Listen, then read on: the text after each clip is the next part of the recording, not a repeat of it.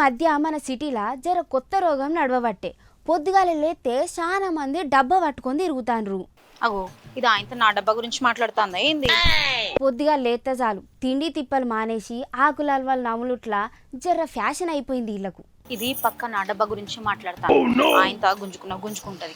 అసలు మన హైదరాబాద్ చికెన్ బిర్యానీని కాదని గీ సలాడ్లు తినుకుంటా జనాలు ఏం సాధిస్తారో ఏమో. నేను ఊకే బిర్యానీలు తింటే సత్తరే పోరి, అందుకే అప్పుడప్పుడు సలాడ్లు తినాలి. అయినా నీ బక్క ముఖానికి డైట్ ఇవి ఏం తెలుసుది? ఓపెన్ చేయి. డైట్ అని ఆకులాల్మలు తినుడా? నీ ఆకులాల్మలు పాడువాడా. నువ్వు చెప్పింది కరెక్టేనే, కానీ ఐటీ కారిడార్లల్లా కథ వేరే ఉంటది. ఒకటే దగ్గర కూర్చొని బర్రెలెక్క బలుస్తున్నామని తగ్గాలే అన్న పిచ్చి పీక్స్లుంటది. అవుగని చెల్లే నువ్వేందే ఏమో దాస్తానవు? ఏం లేదు గాని. ఏందా డబ్బా దూరంకెంచి చూస్తే ఆవులు తినే గడ్డి లెక్కనే కనిపిస్తుంది. మూత తీయందే కనిపిస్తుందా నీకు గడ్డి? అయినా దీన్ని సలాడ్ డబ్బా అంట.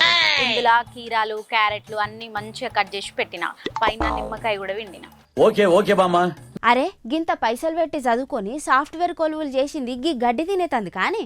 అయినా అదే ఇప్పుడు ట్రెండ్ మరి. ఏంది ఆకులు తినుడా? చేతులు ఇలాంటి డబ్బాలు పట్టుకొని మేకలు గొర్రెలు లెక్క ఆకులు నవ్వుడే స్టైల్ అనుకోని భాషల. అంటే కోపం వస్తుంది కానీ స్టైల్గా సలాడ్ అంటారు. రాత్రి పోయి బిర్యానీ గుంజుతారు. మళ్ళీ డైట్ అట డైటు. మీ డైట్ ఇంట్లో మన్నువాడ ఇది ఎక్కడి డైటే? దొంగల డైటు. కరెక్ట్ పాయింట్ పట్టినవే అక్క. అస్సలైన ఖతర్నాక్ ట్విస్ట్ ఇక్కడనే ఉంది. రోజంతా ఆఫీసులల్లా మేనేజర్లు తిట్టే తిట్లతోని కడుపు నిండక ఈ ఆకులు అల్మలు తింటారట. కానీ రాత్రి అయితే చాలు వాట్సాప్ గ్రూప్లలో మెసేజ్లు పెడతారు, చిచ్చా నా డైట్ అయిపోయింది సుక్క ముక్క లాగిద్దామా అని అనుకుంటా. అట్లా నా కథ. అంటే పొద్దంతా జిమ్లో కష్టపడి రాత్రికి డబుల్ మసాలా చికెన్ బిర్యానీ దంచుడు అంటావు. ఒక ఆయన అయితే జిమ్కి వెళ్ళి ట్రెడ్మిల్ మీద ఉరికి పక్కనున్న బండి దగ్గర బజ్జీలు తింటున్నాడంట. ఎరికేనా? అవునే అక్క. ఇక్కడ ఒక ఆయన పొద్దుగున్న 6 గంటలకు లేచి 6 కిలోమీటర్లు ఉరికిందంట. ఆ ఉరుకురికి అలసిపోయిండేమో తొవ్వల టిఫిన్ బండి కనిపిస్తే అక్కడ ఆగి 5 ప్లేట్ల ఇడ్లీలు 4 ప్లేట్ల బోండాలు కడుపులో వేసిండంట. కొంచెం ఆడుగా బిహేవ్ చేయడం కాదు సుబ్బారావు గారు, పిచ్చండి ఇది. అరే గన్ని ప్లేట్లా? ఆయన బరువు తగ్గేతందుకు ఉరికిండా లేకపోతే ఆకలి పెంచుకొని బిర్రుగా తినేతందుకు ఉరికిండే? అదే కదా కామెడీ. ఎందుకు తింటున్నావు అని అంటే ఉరికినందుకు బాడీలో క్యాలరీస్ తక్కువైనాయి కదా, అందుకే కడుపులో ఎత్తాను అనబట్టే.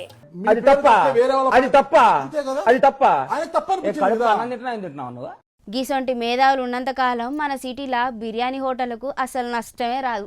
ఇంకో ముచ్చట, గిన్నడు మా గ్రీన్ టీ అని ఇంకోటి తాగుతారు.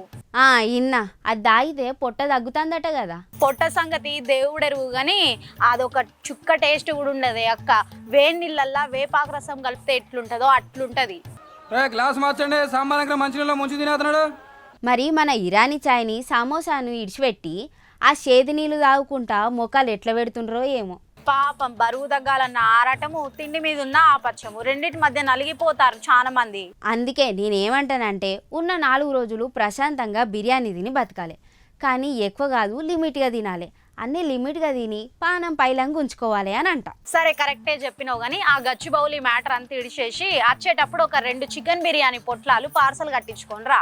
ఓయమ్మా చాలా చిన్న సెకల్ లేవురా నీలో నా బట్ట. నువ్వు ప్లేట్ రెడీ చేసి పెట్టు, నేను లెగ్ పీసులతో అక్కడ ల్యాండ్ అవుతా. మా మంచక్క. అయినా నేను హైదరాబాద్ వచ్చిన సంది ఒక్కసారి కూడా ఈ హైదరాబాద్ బిర్యానీ టేస్ట్ అయ్యలేదే. అయినా నీకు జీతం వచ్చిందా అక్క? జీతం రాలే, సెపాయి తీసుకుంటా. ఈ కెమెరామ్యాన్ అన్నతానే తీసుకొని జీతం పడ్డానికి ఇస్తా. కానీ నువ్వు ఇక డైట్ చెయ్యండ్రి కానీ జర ఉన్నన్ని రోజులు రుచికి మరిగి కాకుండా ఇట్టమున్నాయన్న అప్పుడప్పుడు అన్న తినుండ్రి.